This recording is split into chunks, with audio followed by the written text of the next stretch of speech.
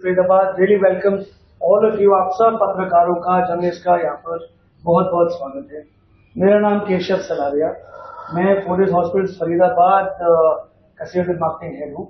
And आज हम यहाँ सब सम्मिलित हुए हैं क्योंकि एक ऐसा यूनिक केस हमारे हॉस्पिटल में किया गया है। हमारे एक एस्टीम्ड रिस्पेक्टेड डॉक्टर, हमारे डायरेक्टर साहब प्लास्टिक सर्जरी के डॉक्टर मनीष नंदा। एंड बाकी मैं चाहूंगा कि इस केस के बारे में, इस यूनिक केस के बारे में आपको हमारे डॉक्टर साहब खुद बताएं। So over to doctor Manish Nanda. Hello dear friends, मैं डॉक्टर मनीष नंदा हूं। मैं क्वालिफाइड प्लास्टिक सर्जन हूं और उसके साथ साथ मैं एक हैंड स्पेशलिस्ट भी हूं। तो आज जिस विषय पे हम लोग मुलाकात कर रहे हैं वो एक बहुत ही रेयर कंजेनाइटल हैंड डिफॉर्मिटी है, यानी कि पैदाइशी जो हाथ जिस तरह से उसकी डेवलपमेंट होती है उसमें जो डिफॉर्मिटी बन जाती है उसे हम कहते हैं रेडियल क्लब हैंड। तो ये बहुत ही रेयर है, यानी कि एक हाथ में जो ये डिफॉर्मिटी होती है वो आप समझ लीजिए तकरीबन 30 से 50 हजार जो जिंदा बच्चे होते हैं उनमें से एक बच्चे को होती है। और जिस बच्चे की आज हम चर्चा कर रहे हैं उसके दोनों ही हाथ जो थे वो इस तरह से डिफॉर्म थे और उसकी जो इंसिडेंस है वो तकरीबन 1 से 1.25 लाख लाइव बच्चों में सिर्फ एक बच्चे के दोनों हाथ जो है वो डिफॉर्म्ड होते हैं। इस डिफॉर्मिटी में होता क्या है कि जैसे हमारे एल्बो से नीचे 2 हड्डियां होती हैं रिस्ट तक, बट इस डिफॉर्मिटी में क्योंकि पैदाइशी जो कमियां रह जाती हैं कई बच्चों में, उसकी वजह से सिर्फ एक ही हड्डी होती है और उस एक हड्डी की वजह से वो जो हाथ है रिस्ट पे वो पूरा मुड़ जाता है। जैसे कि आपने देखा होगा गोल्फ जिससे खेलते हैं, गोल्फ की जो स्टिक होती है वो ऐसे सीधा आके एकदम ऐसे 90 डिग्री पे हो जाती है। तो उसी तरह इन बच्चों में ये हैंड की डिफॉर्मिटी हो जाती है जिसे हम कहते हैं रेडियल क्लब हैंड। और जब दोनों ही हाथ ऐसे होते हैं तो हम उसे कहते हैं बायलैटरल रेडियल क्लब हैंड। अब सोचिए इस तरह के जो बच्चे हैं उनको आगे जाके जब बड़े होते हैं तो कितनी प्रॉब्लम्स फेस करनी है। वो बेचारे अपने कपड़े नहीं पहन सकते हैं, खाना खाने में दिक्कत, फिर जो सोशल एम्बैरेसमेंट होती है उससे उनके माता पिता को कितना पीयर जो सोशल स्टिग्मा का और बच्चों को कितना पीयर प्रेशर सहना पड़ता है। तो ये एक बहुत ही कठिन परिस्थिति होती है फैमिली के लिए और पेशेंट के लिए।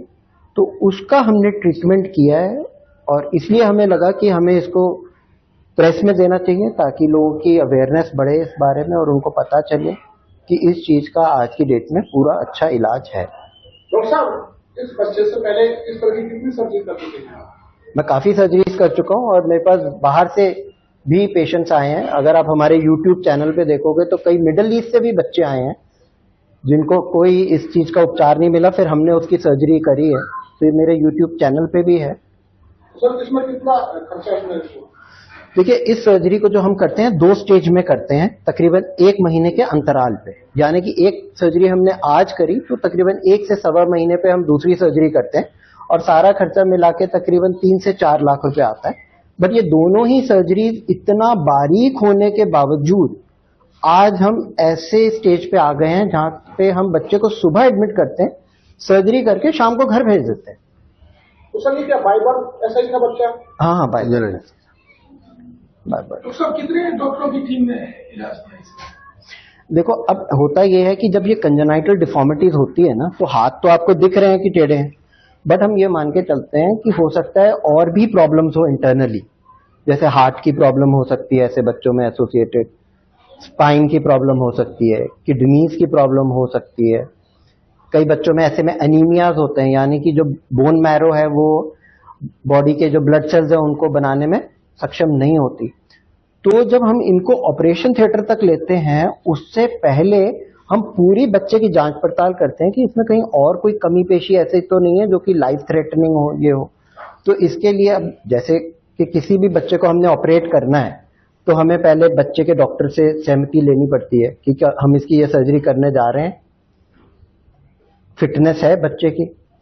फिर हम कार्डियक वालों से लेते हैं कि फिटनेस है, जिसने बेहोशी देनी है जब हमारा 1.5-2 घंटे का काम चाहिए तो एनेस्थेटिस्ट, उससे हम मशवरा करते हैं। तो ये सारा टीम होती है जिसे हम मल्टी डिसिप्लिनरी अप्रोच कहते हैं और सुपर स्पेशलिटी लेवल पे ऐसी चीजों को जब आपने अंजाम देना है तो आपको मल्टी डिसिप्लिनरी अप्रोच में ही काम करना पड़ता है। डॉक्टर साहब आपने बताया 2 स्टेज में ये सर्जरी हुई, बड़ी सर्जरी थी, तो कहीं ना कहीं ऐसा भी होता है कि जोखिम भी बहुत ज्यादा हो जाता है इसमें। देखो हैंड जो है वो वैसे ही एक बहुत ही डायनामिक स्ट्रक्चर है, और जैसे जैसे एडवांसेस आ रहे हैं लोग सिर्फ ये नहीं समझते हैं कि भाई उंगली बच गई ठीक है या हाथ बच गया ठीक है। उसका सिर्फ बचना भर ही इम्पोर्टेंट नहीं है, उसका पूरा फंक्शन आजकल चाहिए, चाहे बच्चा हो, चाहे कोई आम वर्कर हो, चाहे कितना ही बड़ा आदमी हो, वो चाहता है कि मेरा हाथ सिर्फ बचे नहीं है, उसका फंक्शन भी पूरा रिस्टोर होना चाहिए। तो अब वो जमाने चले गए कि ठीक है जी इसका हाथ तो बच गया, बट काम नहीं करता है, लोग उसे एक्सेप्ट नहीं करते हैं। लोग चाहते हैं कि आप हमारा हाथ बचाइए भी और उसका पूरा का पूरा फंक्शन होना चाहिए। और ये इतनी हमने सारी सर्जरी इस लेवल पे करनी है, रिस्ट पे, जहां पे हाथ की सारी इंपॉर्टेंट चीजें जा भी रही हैं और वापस भी आ रही हैं। अब इतने छोटे बच्चे की रिस्ट में सारी हर एक चीज बहुत इंपॉर्टेंट है, तो ये ऑब्वियसली बहुत ही स्किलफुल वर्क है, बहुत ही महीन वर्क है, और इसमें छोटी सी भी तार ऊपर नीचे दाएं बाएं अगर गलती से कट गई तो उस चीज का फंक्शन चला जाएगा। तो हम ये सारी सर्जरी जो है ये इसमें खून के जो बहाव होता है उसको रोक के, यानी कि टूर्निके जो हम कहते हैं उसमें, और मैग्निफिकेशन यानी कि दूरबीन के नीचे ये सारी सर्जरी होती है। कारण क्या है? कारण तो देखो आजकल क्या है, कई चीजों के ना कई कारण हो सकते हैं। जैसे पहले हम सुनते थे जी कैंसर किसको होता है, जो सिगरेट पीता है, बीड़ी पीता है, बट आजकल आप खुद ही देख रहे होगे कि कितने सारे ऐसे लोग हैं, ऐसी लेडीज भी हैं जिन्होंने कभी स्मोक नहीं किया और कैंसर हो रहे हैं। तो मेरा ये मानना है कि आजकल किसी एक चीज के पीछे ना कारण कई हो सकते हैं। अब ऐसी कंडीशन में जैसे जब बच्चा कंसीव करते हैं या जब गर्भवती माँ हो, उसको कई तरह की मेडिसिन्स की वजह से ये हो सकता है, या मान लो कई बीमारी उस टाइम पे कोई ऐसी हो गई है उस वजह से हो सकता है, जेनेटिक्स की वजह से हो सकता है कि उसके जीन में म्यूटेशन हो गया उसकी वजह से हो सकता है। बट कारण कई हो सकते हैं इसके, बट इलाज जो है वो यही। ये बीमारी जो है सिर्फ जन्म लेने वाले बच्चे को ही या किसी बड़े को भी हो सके आगे जाकर? नहीं, इसका जो बीज होता है ना वो तो तभी आ जाता है, और ये प्रदर्शित भी बच्चा निकलते ही हो जाता है। अब हमारे पास कई फोन आते हैं, जब लोगों को पता चलता है हम इस तरह की सर्जरीज कर रहे हैं, तो कई फोन आते हैं दुनिया भर से जिसमें लेडीज आज की डेट में काम पे जा रही है, वर्क कर रही है, बट उनको ये कंडीशन बचपन से थी, बट उनको कोई अवेयरनेस नहीं थी कि ये ठीक हो सकता है नहीं हो सकता है। बट अब जब उनको पता चल रहा है तो दे आर बिकमिंग इंटरेस्टेड कि अब ठीक कर दो। बट ये बीज तभी चला जाता है जब बच्चा का जन्म होता है, तभी पता चल जाता है कि इसके रेडियल क्लब हैंड्स है। हाँ। जानकारी निकल कर नहीं आती है? आती है, बिल्कुल आती है। जो हम जब प्रेगनेंसी के टाइम पे जो हम डिफॉर्मिटी स्कैन करते हैं तकरीबन 20 हफ्ते पे, उसमें ये पता चल जाता है। कितनी मोटी बच्चे की जब सर्जरी की? जो बच्चा हमने किया है वो अभी आ ही रहा है, ये भी एक वैसा ही बच्चा है जिसके सेम हाथ की वेव है, तो ये 1 साल का बच्चा था। तो स्वस्थ है बच्चा, ठीक है? हाँ बिल्कुल, आप काम कर रहे हैं उसकी? बिल्कुल परफेक्टली। तो उसी का एक यही नमूना है, देखो इसका ये एक हाथ था, इसके हाथ देखिए, इसका तो हमने ये बिल्कुल देखो मूव करता है, सब कुछ है, और जैसे जैसे ये आगे ग्रो करेगा तो और इम्पैक्टफुल आएगा। और पहले क्या थे इसके हाथ, अगर आप पिक्चर में देखो जैसे हाथ था ये बिल्कुल 90 डिग्री पे मुड़ा हुआ था।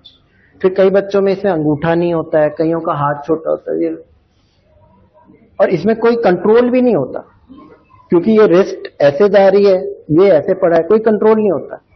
अब देखो बढ़िया कंट्रोल है, बच्चा पूरा उठा। ये ऐसी कंडीशन होती है बच्चे की तो ये मूवेबल नहीं होता, मतलब नहीं देखो हाथ ऐसे चलते हैं बट इस लेवल पे कोई कंट्रोल नहीं होता ना। काम तो आपने सारा इधर से ही करना है, वो कंट्रोल ही नहीं होता क्योंकि वो लय में नहीं है। एक एक्सेस ऐसे जा रहा है, उसके बाद सडनली एक्सेस ऐसे हो गया, तो कैसे वो कंट्रोल आएगा? क्या आपने ट्रीटमेंट अभी 2 बच्चों का किया है या एक बच्चे का? एक दिखा रहे हैं, एक बता रहे हैं, आ रहा है? एक रास्ते में है एक्चुअली, जो जिसके बारे में प्रेस रिलीज था वो तो आ ही रहा है। ये इसका भी हमने साथ ही साथ उसी दौरान किया, तो हमने सोचा कि हम बता सके कि इस तरह की कितने लोग, अवेयरनेस कैसी है, लोग आ रहे हैं हमारे पास इस तरह के इलाज के लिए। ट्रीटमेंट के लिए सीधा आपके पास आए या कहीं और भी लोगों ने जांच कराई? ऐसी जानकारी देखो ये अभी हमारे सिस्टम में थोड़ा सा, क्योंकि अब एडवांसेस हो रहे हैं, आप जिस क्षेत्र में ये लोग रहते हैं वहाँ के डॉक्टरों को कई बार नहीं पता होता है। तो बहुत सारे हमारे मरीज ऐसे हैं जो कहते हैं डॉक्टर साहब बच्चा जब पैदा हुआ हमने तो तब से डॉक्टर को दिखाना शुरू कर दिया, लेकिन डॉक्टरों ने बोला अभी रुको, बच्चे को बड़ा होने दो, कुछ ने बोला कि इस चीज का कोई इलाज नहीं है।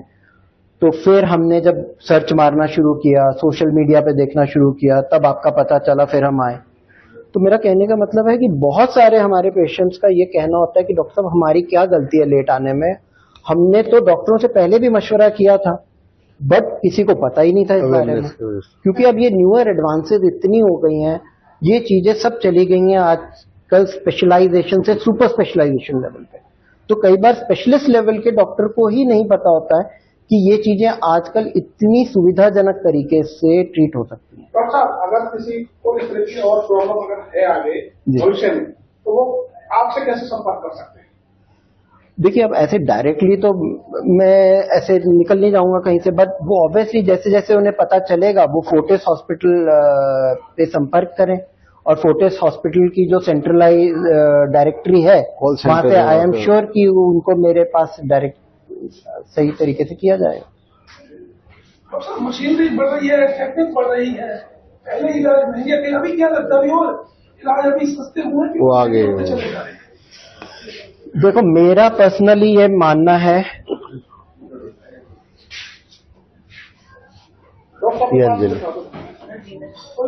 कोई नहीं, दोनों बच्चे एक ही साथ बैठे। देखो, मेरा पर्सनली ये मानना है, और इनका प्लेट निकाल दो। हाँ, एक मिनट ना, इनका प्लेट निकाल दो। मेरा लड़का होगा प्रीतम, उसको भेजो। प्रीतम को, प्रीतम, अनिल, प्रिंट निकाल, प्रिंट निकाल। हाँ, वो लड़की वो लोग नहीं जाते हैं तो उसको प्राइवेसी एक्ट के हिसाब से नहीं, बिल्कुल बिल्कुल आपका राइट। देखो, ये सस्ता इलाज पे ना मेरा सोचना थोड़ा सा अलग है, और मैं I will not understand if you people will agree with it और नॉट। मेरा ये मानना है कि अफोर्डेबल इलाज की जगह रिलायबल इलाज should be the right terminology. सस्ते इलाज आजकल कुछ लाइफ में सस्ता नहीं है, तो आप अपनी बॉडी का इलाज क्यों सस्ता ढूंढ रहे हो, और वो सस्ते के चक्कर में बहुत सारे पेशेंट अपना बेड़ा गर्क कराते हैं। अफोर्डेबल की जगह उसे रिलायबल करो।